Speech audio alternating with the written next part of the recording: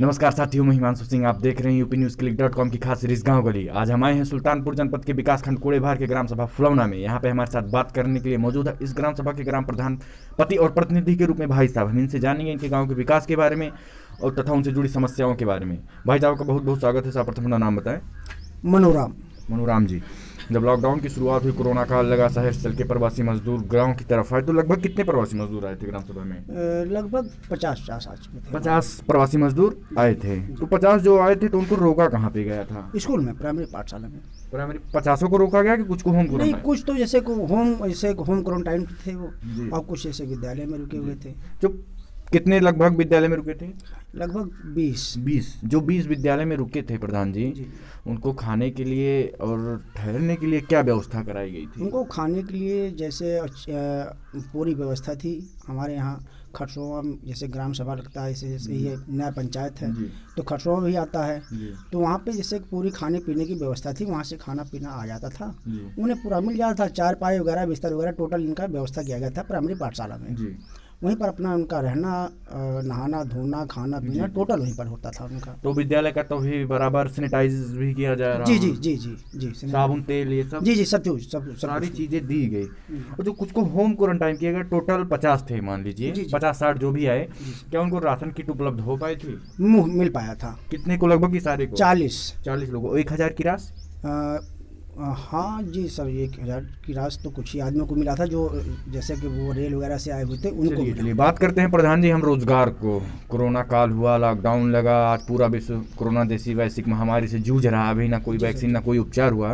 तो प्रधान जी, जब प्रवासी मजदूर शहर चल के गाँव में आए तो एक रोजगार का संकट काफी पैदा हुआ।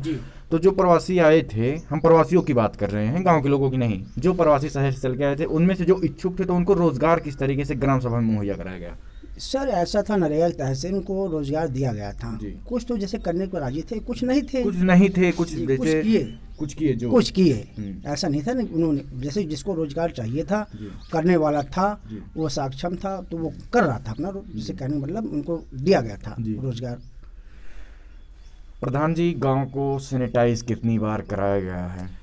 लगातार ये मान लीजिए सर, महीने में 2 दफे तो हम सैनिटाइज। कितने पुरवे हैं?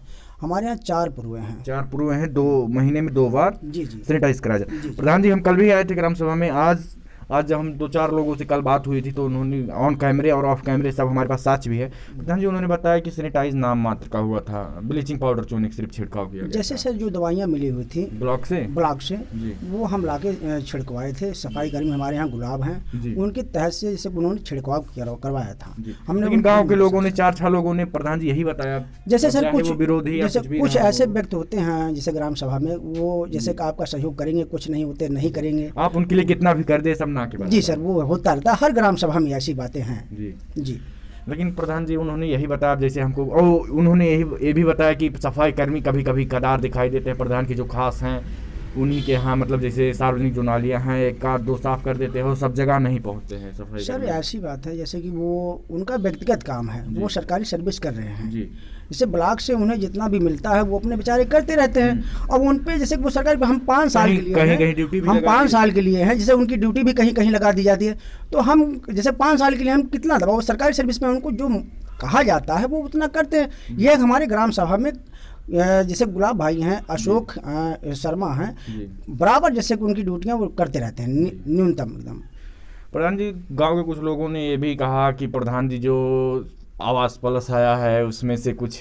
प्रधान जी, हम बात करते हैं नालियों को लेकर, पानी निकासी को लेकर काफ़ी समस्या है ग्राम सभा में और नालियाँ भरी पड़ी हुई हैं। जी, जैसे सर हमारे यहाँ नालियों की दिक्कत तो है ही है, कुछ हमने बनवाया भी था और कुछ ऐसे था जब हमारे यहाँ SDM का थोड़ा सा दौरा भी हुआ था, हमने उन सर को दिखाया भी था। हाँ, जैसे नेकपाल कानून को सभी आए हुए थे, जांच पड़ताल हुआ, नापे वगैरह हैं, सब चीज़ है। जैसे तसल्ली दिवाएं हम बनवा देंगे जी।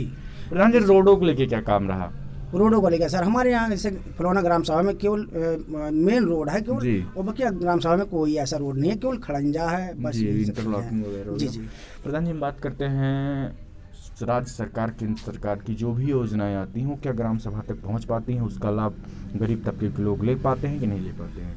सर जैसे कि जनसंख्या के हिसाब से जितना सरकार को देना होता है, बस जैसे कि हमारे यहाँ 1600 ऐसे आबादी है, इनमें से जैसे 1200 वोटर हैं, इस प्रकार से जो सरकार मुहैया कराती है वो मिलता है हमको। अब उसके बाद अगर जनता कहती है कि हमें ये चाहिए वो चाहिए, तो हम कहाँ से कर सकते हैं? वो तो बात है प्रधान जी। बस सार्वजनिक शौचालय का निर्माण हो रहा है ग्राम सभा में? जी सर, एकदम तैयार हो चुका है। तैयार हो चुका है। जी। और पंचायत भवन का? पंचायत भवन भी केवल छत तैयारी हो रही है, सेटरिंग हो रही है, वो भी जैसे पंचायत भवन, सामुदायिक शौचालय, आंगनवाड़ी केंद्र, हमारे यहाँ तीनों एक ही जगह पे है। हाँ, और फील्ड काफ़ी इस प्रकार से है। प्रधान जी, हम बात करते हैं राशन कार्ड। जी। राशन कार्ड को लेके काफ़ी ज़्यादा दिक्कतें ग्राम सभा में आपके आती हैं, यूनिटें कट जाती हैं, थोड़ी बहुत घटतौली की भी समस्या होती है, आपके पास शिकायत भी आती है, जैसे तो आपने क्या कहीं उसका?